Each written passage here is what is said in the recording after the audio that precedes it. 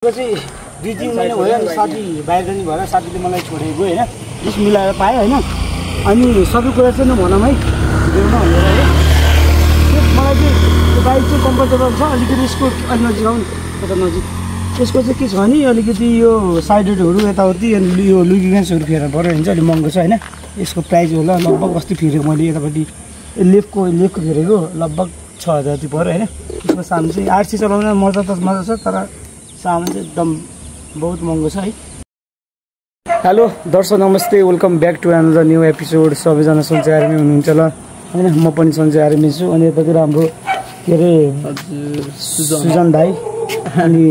सायद मेरो भ्लगमा आएको थियो र पहिला आएको थिएन पहिलोचोटि आएको थियो हैन अनि सुजन भाइ अनि यता हाम्रो साथी राजन दोस्त पहिला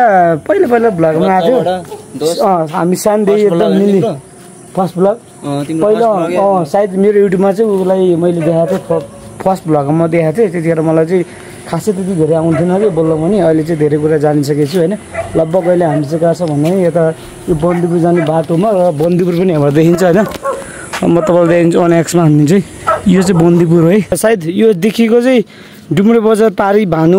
पर्छ है फेरि मैले अहिले भन्न भुलेछु यो भानु पर्छ है अनि बन्दीपुर हो कि यो चाहिँ बन्दीपुर पऱ्यो हामी यो अहिले बसेको ठाउँमा चाहिँ बन्दीपुर पऱ्यो उतापट्टि भानु पऱ्यो होइन यो देखिएको चाहिँ भानु पऱ्यो यता बन्दीपुर अनि डुम्रे चाहिँ यसले ठ्याक्कै छेकिएको मुनिपट्टि हो अनि त्यही नै हो। अहिले हामी चाहिँ माथि छतमा आएर भ्लग बनाउँदैछ भ्लग नआएको पनि धेरै भयो नि त जो नयाँ हुन्छ च्यानललाई लाइक कमेन्ट सेयर सब्सक्राइब गरिदिनु होला पुरा हुन्छ नि साइडको बेल अल गरिदिनु होला अब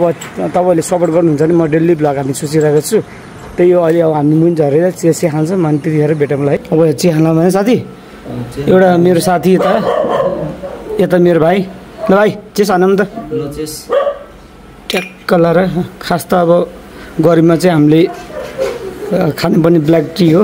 मलाई चाहिँ फेरि ब्ल्याकै मनपर्छ अब भनिहालेँ साथीहरूले मिल्क टी अनि त्यो भएर मिल्क टी खाँदाको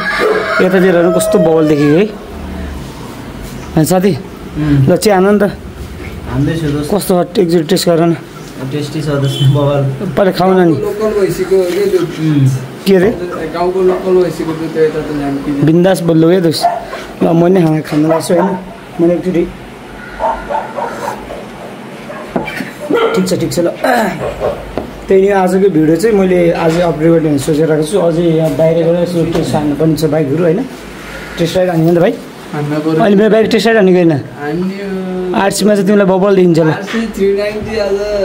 तिमीले गर्छौ टेस्ट राइड गर्छौ हुन्छ सुजन भाइले गर्छ सुजन भाइले अनि यसो टिकटकहरू बनाउने होइन त सुजन भाइ त्यसको लागि हो अनि हामी यहाँ चिया खाएर अनि हामी चाहिँ अहिले तपाईँलाई एकछिनमा भेट्छौँ है। अहिले चाहिँ मैले बाइक पनि टेस्ट राइड हानिसकेँ होइन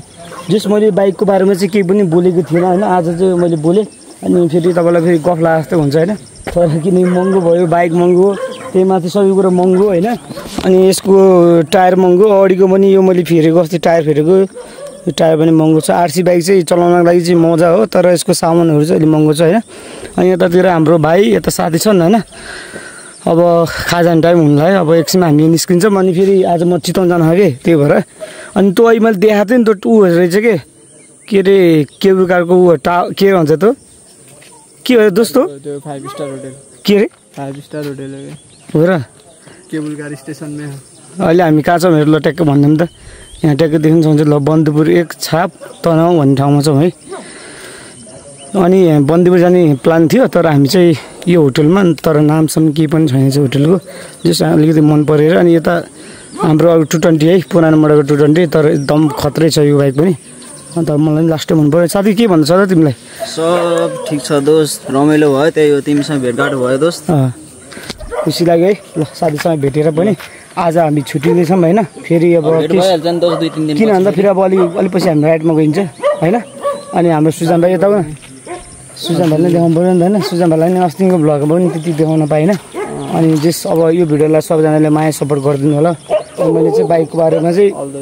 अलिअलि कुरा बोल्दैछु होइन अब भाइको नि बाइक आउँदैछ नि त होइन बिस्तारै कहिले आउँछ तब आएपछि म यसो भ्लगमा देखाइहाल्छु अनि यता हाम्रो साथीको बाइक चाहिँ आइसक्यो नयाँ बाइक आइसक्यो होइन तर बिस्तारै म त त्यो पनि देखाउँछु तपाईँलाई होइन अब हाम्रो प्लानहरू चाहिँ बिस्तारै राइडको लागि प्लानहरू अहिले होइन लगभग अब 15-20 दिनपछि हुन्छ हामी अहिले भन्दैनौँ केही कुराहरू पनि होइन तर चाहिँ जहाँ जता गए पनि हामी रमाइलो गर्नुपर्छ होइन अनि हाम्रो सुजन भाइलाई कस्तो लाग्यो त नि यो आरसी बाइक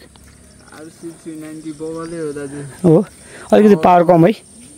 अलिकति क्लच बेटर गयो कि मेरो